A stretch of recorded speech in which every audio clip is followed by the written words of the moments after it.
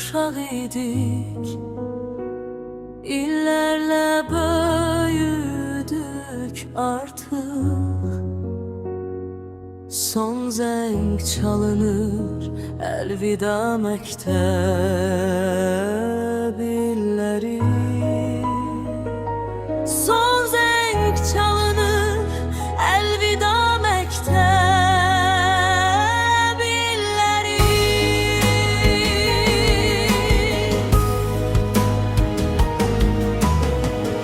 Sinifler yenə dolacaq,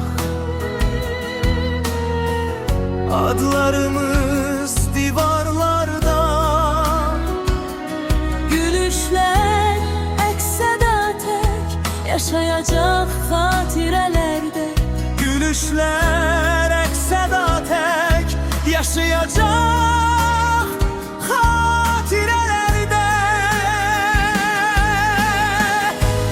Xəyallar qanad açır, ayrılır yollar burdan artıq.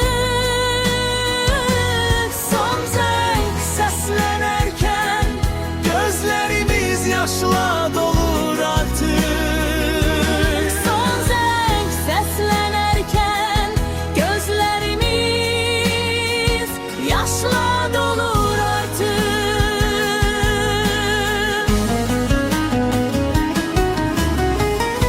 Bir zaman qaçdığımız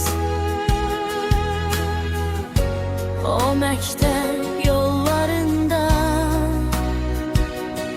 İndi xatirə qaldı gəncliyin qollarında.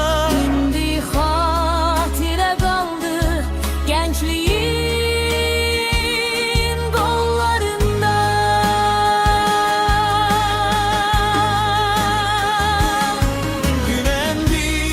Güvəndiz uşaq imiş, Uşaq imiş, yollə böyüdük artıq. son zəng çalınır, əlvida məktəb illəri.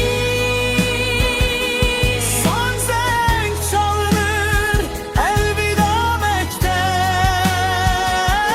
illəri.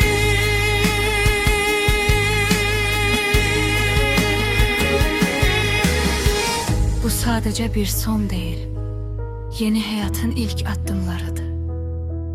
Xəyallarınızdan vaz keçməyin, parlamaq vaxtıdır. Bir gün bu anı xoş xatırlayacaqsınız, gülərək, darıxaraq, amma unutmayın. Ən gözəl hekayə hələ yeni başlayır. Qorxmayın dəyişməkdən, çünki böyük arzular həmişə cəsur insanlarla başlayır.